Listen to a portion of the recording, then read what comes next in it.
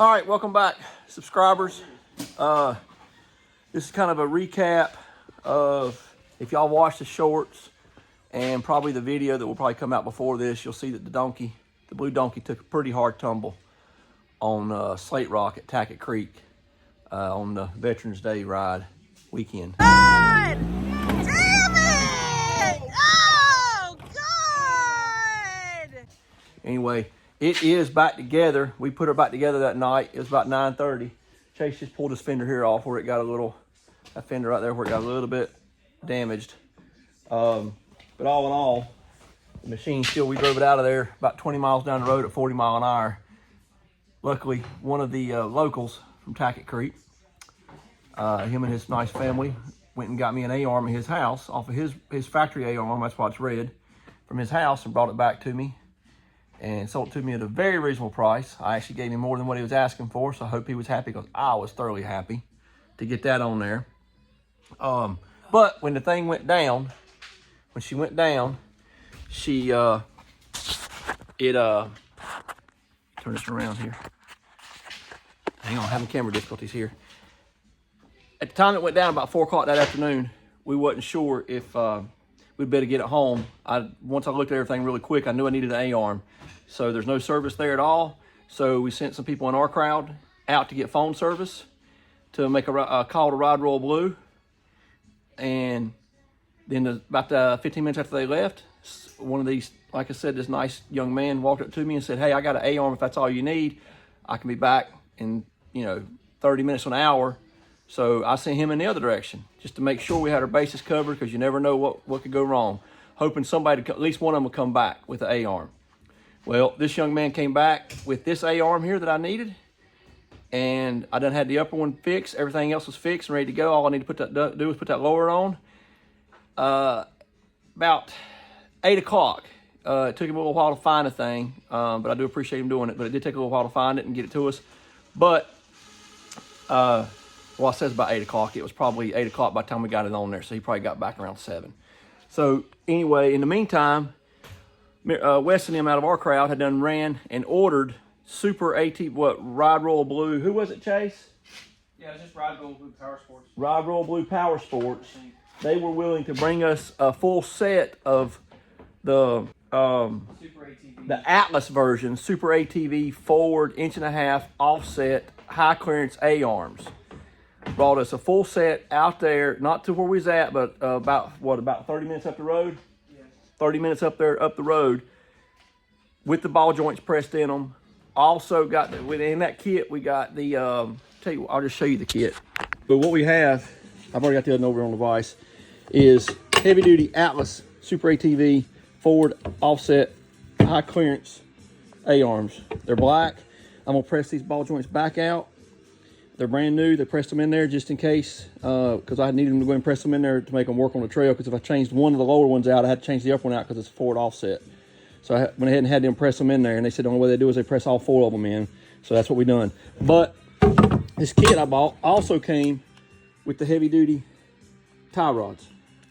So couldn't go wrong there.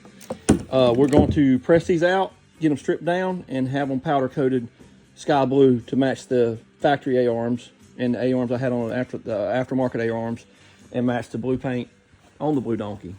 So really only other damage we got is this fender here. I already fixed it. Just scratches now. Yeah, like Chase said, he's already fixed it. It was just a little scratch, nothing. But that scratch could have been from earlier. Who knows? This was definitely not. Yeah, that one's definitely not. But these big old wide fenders, they take a beating anyway. So I'm gonna do a little plastic welding here. This has already been welded once before. This was already welded once before. That right there is new, but the big fender will cover that up. So that's it, man. I mean, y'all will, at this time, by the time you see all this, you will have seen the video, the full video, not just the short. The short doesn't do it justice. I mean, this whole entire tire broke off, laid underneath, and rolled back underneath it, and was still spinning from the 4-wheel drive, still spinning it until the axle finally broke and gave way. It looked really bad. So, but she's back together, as you can see, with a little spare A-arm right there. Anyway, to be continued. All right, so we sent our A-arms off for the blue donkey here. They were black, if you remember from earlier in the video. Yeah, earlier in the video they were black. So without further ado, ta-da! There they are. They have been freshly powder coated from the powder coating company. Just got them back earlier this week. These are, once again, these are the 1.5" forward offset heavy duty Atlas from Super ATV. We're also going to put 2.0 Rhino 2.0 front axles on it because they are forward offset. We're going to go back with the Rhino 2.0s because they have a little bit more flex in them. So I got this, and here's the old one. Here's the old broken A-arm. I was going to show y'all right quick the difference in how much beefier. This is just the regular Super ATV high clearance A-arms. These are already a lot heavier than the factory ones, as people know that deal with Super ATV. But these Atlas ones are unbelievably much larger than that. This one here and this knuckle here measures 0.76, so 3/4 an inch. This new one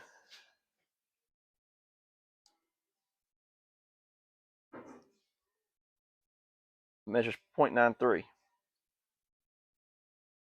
So much heavier, much heavier on that.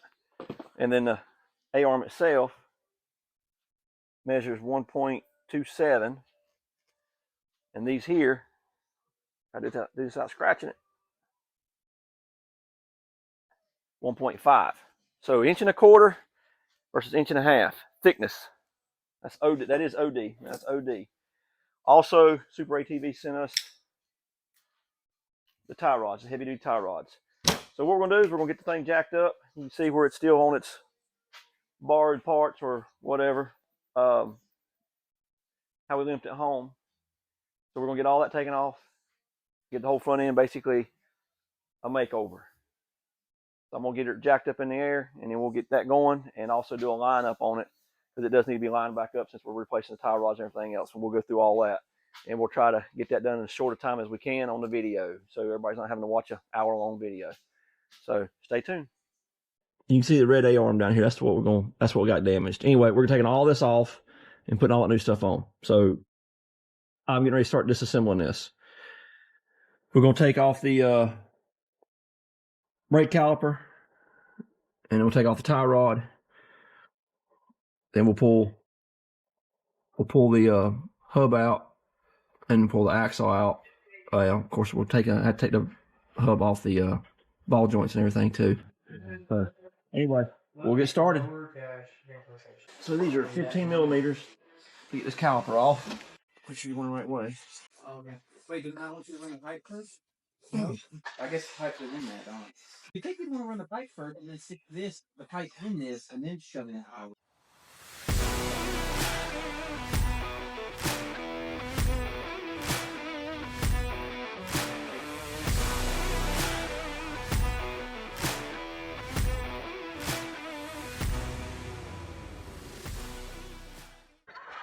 All right, so I'm gonna remove.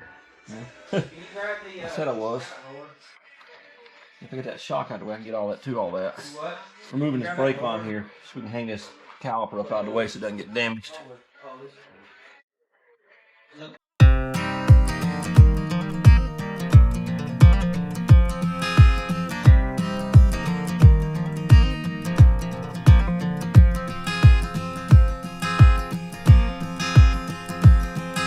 Simple as my mama said when I was very young.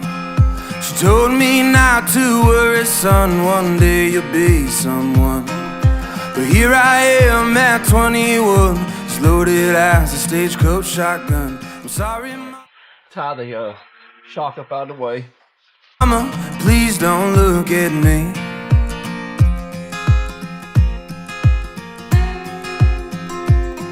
When I got to Oklahoma, I was 17. My papa taught me how to work, and Lord, he was mean. Working all day in that August heat, and he taught me how to fish. My uncle taught me how to drink. Well, I went to California and I had me a band, and we played in all the bars. I woke up on the wrong side of the truck bed this morning with a bone dry bottle of Jack Ice pouring. Damn, she got some nerve where she kicked me to the curb. Guess you could say I got what I deserve, 'cause I woke up on the wrong side of the truck bed this morning. Yeah. She said don't come home if you go to the bar.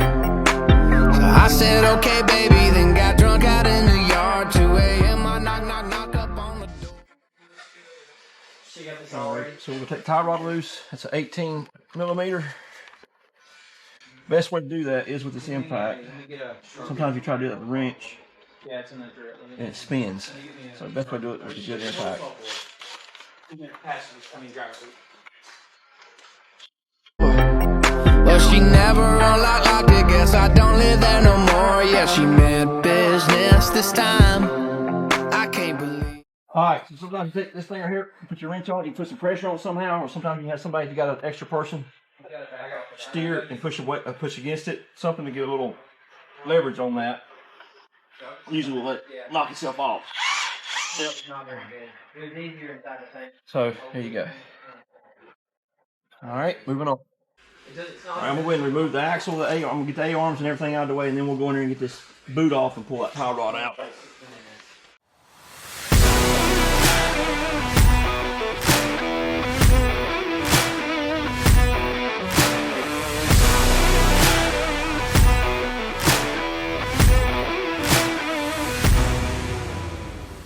These are still a little muddy from out at night on that slate rock.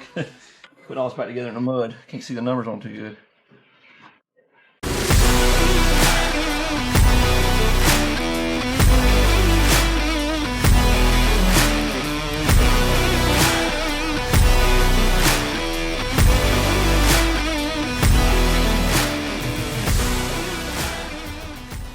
Before I go too much further, I need to take this axle nut off. Almost forgot about that. That's a 27 millimeter. It's a big boy.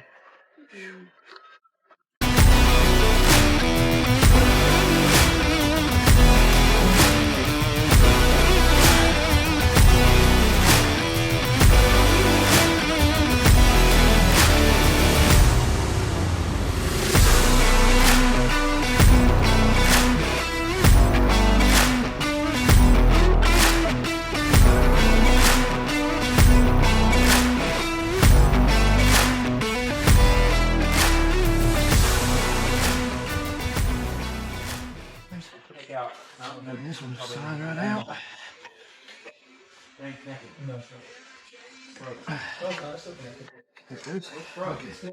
Now, because of the impact this machine took when it broke that wheel off and tore up this lower A-arm out, I'm going to replace this wheel bearing just to make sure it didn't get any kind of damage done to it internally that will later cause a problem on the trail. So I'm going to go ahead and wag all this off, put a new wheel bearing in it. Okay, so we're going to remove the upper A-arm bolts and the lower A-arm bolt. You start getting these A-arms out of here, out of the way. I just use the impact on this front bolt, but this back bolt I don't like to use the impact on because it'll spin on this boot and you could damage your boot. Now, yeah, we're changing this out, but this is a regular general practice. I try not to spin an impact on these rubber boots. You see these boots.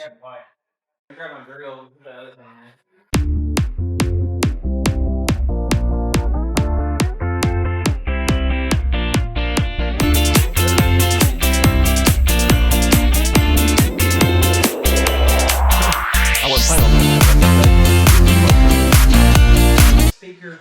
One upper A-arm. What are you supposed to do with the speaker anyway? Just move it forward more?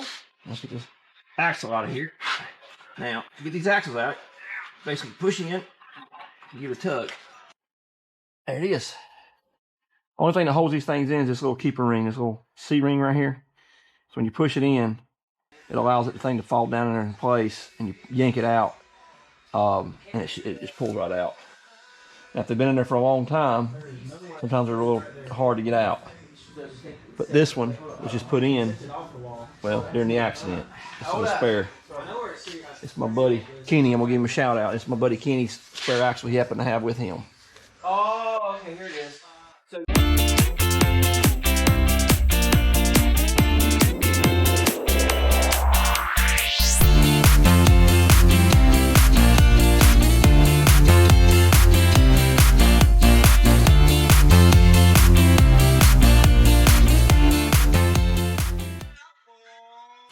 right, so there's your lower A-arm removed. All right, next is getting this out of there.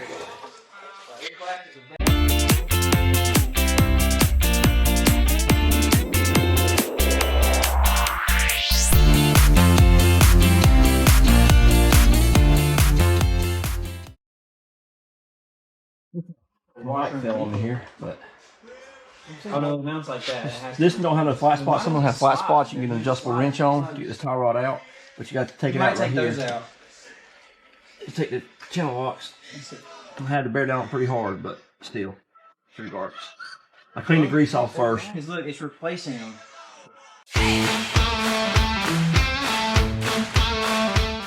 So you thread this out. We'll take it over and lay it on the bench. No, but they're supposed to look like that, but no, you don't take those out. They're supposed to. We'll take it over and lay it on the bench and match it up to the other one. One there, one there, one there, one there. Yeah, do that.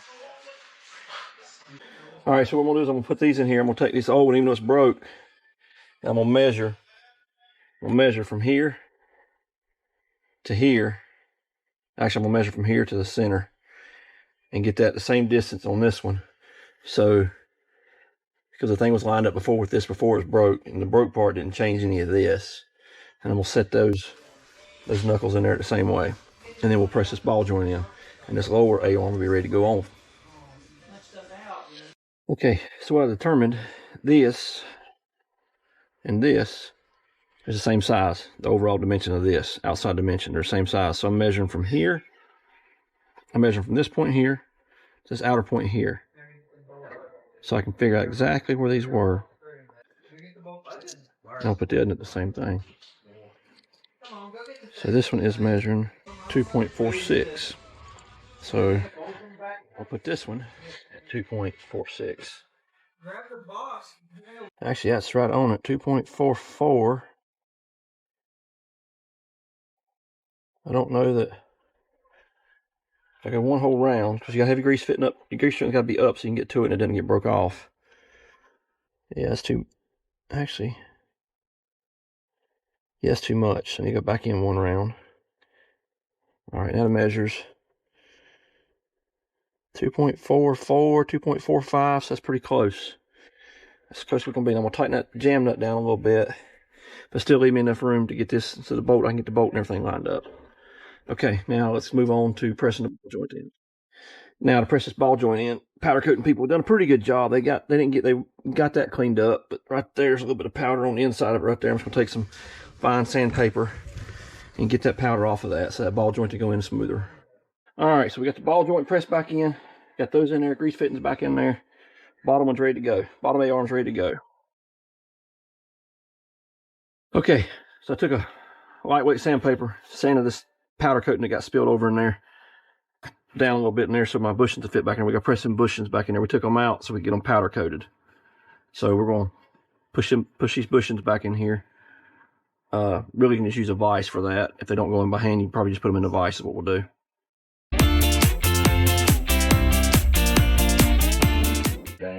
And that one just, that one's done. I'll do this other right quick. Front passenger, driver, rear. This should be our other one here.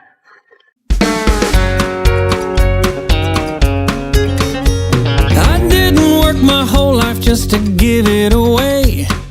Now these have got the little clips, a little C-clip right there. We got to put down there. There it is. That's in there. That goes there. This goes on the bottom. Ta-da. There you go. Ah! Yeah, be careful because they will fall out. There you go. Okay, they're snapped in there now. All right, so we're gonna put this lower arm axle.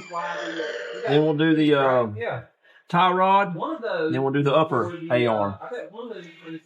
Pretty much in reverse order. We just took everything off. So here we go. I don't know. It away. I didn't think I'd donate every cent that I made. I didn't want for nothing, now there's nothing to my name anymore. No, no. I used to keep my tackle in the passenger seat. I used to have a dog who only... All right, We're gonna put this axle in here, this new axle. Line the splines up on it. Do what? Talking to my. Oh, but you could be working. You just There you go. That's in there. All right, new axle's in. All right, so I just laid these tie rods out, lined it up right there, and come up here and line it up right here. But I made this one just a little bit longer because this one is pretty bent. This is pretty bent here, got bent. You can see the blue paint transfer right there. It got bent. So I made this one just a little bit longer. And this is a double heim joint. So I can adjust this without having to take all that loose, but this will get us pretty close. Tie rod back in because the new Super ATV tie rods are a different size. The thread that goes in to the steering rack is a smaller size than the originals. So I'm going to contact Super ATV and get replacement tie rods. And so I had to come back and put them on at a later date. But for now, I went ahead and put the old one back on there so the thing I can get where I can still move it around. So we're moving forward. We're going to do the upper A-arm now. Thought I was really something, now there's some things I can barely afford. Well, I fell for a thief, she even took my name, and damned if I'm sure. Oh yeah, it's her dog, her house, her truck in the drive. Oh yeah, it's her way, her say, her place every night. Well, that's all done now. All right, let's put the hub back on here.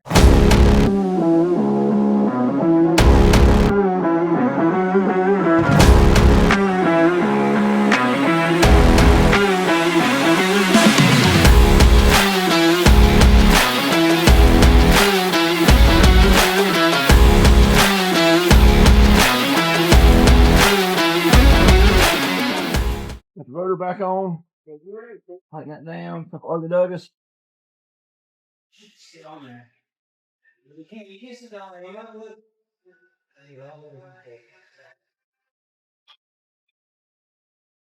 Put your quarter pin in there. Bend him over, and you're ready to go on that. All right, we're gonna put the brake caliper back on.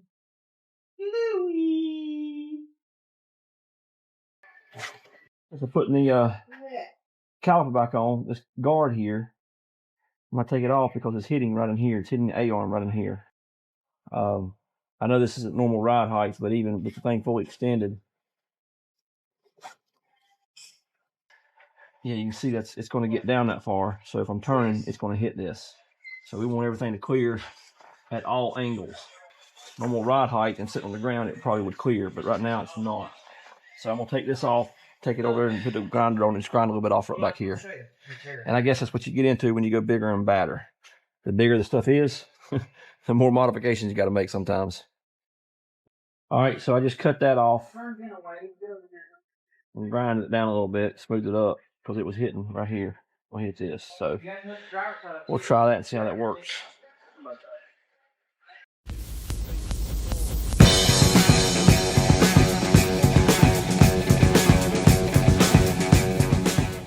For further examination, it looks to me like that this, now granted, like I said, this thing's going to be sitting a little bit, this is going to be sitting up a little higher and we'll give it more clearance at normal ride heights. But when you're off on the trail and you're rock crawling and stuff, this thing's got to be able to articulate and flex. And this hose is going to get in here and get pinched, I'm afraid it's going to get pinched in there. So I'm going to take it, and I'm going to take it back over and put it back in the vise, and I think I'm going to cut this corner right here off, and that will solve my problems. That will allow that brake line to get down there and float and still be protected, but not get pinched. We'll be back. After further modification, this should clear now. All this should clear. So we'll put that back together. Loctite. I'm a firm believer on these machines that vibrate for a living, and blue Loctite. Now we got plenty of clearance in there. That won't get hung up at all. Okay. Yep, so that clears all that in there now. All right, so let's get power back on it. From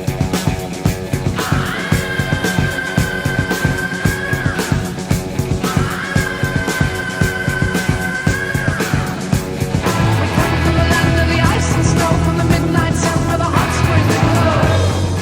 All right, so the tire's back on. We're gonna raise it up, set it back down so I can get my limit strap on there. Then we're gonna raise it back up, pull the tire back off so I can route this brake line the way it needs to be routed because it doesn't go back in exactly the way the other one was. And I'll be back.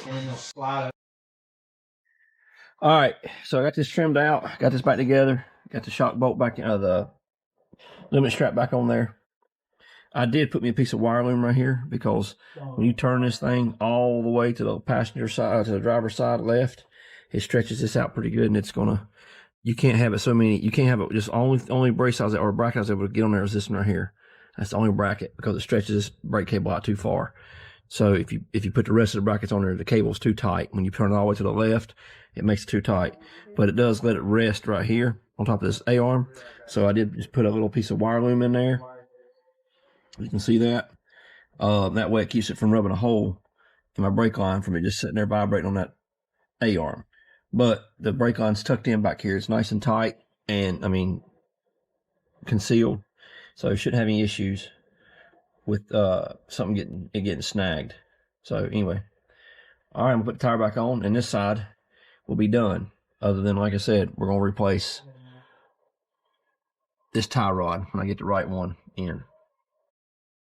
Oh yeah, and one more thing. I measured from back here where this hole is, this factory hole right there, where the rock tree kicker, up here to the center of this ball joint is exactly 28 inches on this side. Now it's got the forward offset A-arms on it. I'm gonna go to the other side, measure that, and see how much further, actually we are further forward. And while I'm here, it's sitting up in the air, I can measure from this bolt here to the center of this ball joint, upper ball joint, is 21 inches. So 28 and 21. Let's go to the other side and measure that. All right, so yeah, the center of this one's 26 and a half. So yes, 1.5 inches forward offset. And then here to that bolt to there is 21 inches. So it's the same. From there to there is the same, 21 inches. But it is definitely 1.5 inches, 1.5 inches forward offset. All right, so you can see the major difference. Atlas A-arms, regular lower, super ATV, arched high clearance A-arm, factory A-arm upper, both Atlas, super ATV Atlas, 1.5 inches forward offset, upper and lower A-arms, and you can see the difference. There you got a cost comparison, or not cost comparison, but size comparison there. Big time difference. Super impressed over here. As long as I can make everything fit to where it doesn't smash something and all that good stuff, we'll be in good shape. So we'll see what we can do with that. All right, welcome back to the end of this video. This pretty much concludes everything on putting the 2020 Razor XP 1000 back together from its venture at Slate Rock, also known here as the Blue Donkey. For those of y'all that follow and subscribe to us, I hope y'all have been able to watch the last couple videos on how Slate Rock was not very kind to it. Probably more of a mistake on my part versus a mistake on the machine's part. But anyway, as you've seen in the videos, we got to put back together. So the only issue we had is I had to put wheel spacers on my wheels because these things are so beefy in here. Can you get down here, Chase? These things are so thick and beefy that when you make a full, I didn't want to compromise my turning radius, so I put 1-inch wheel spacers on the front.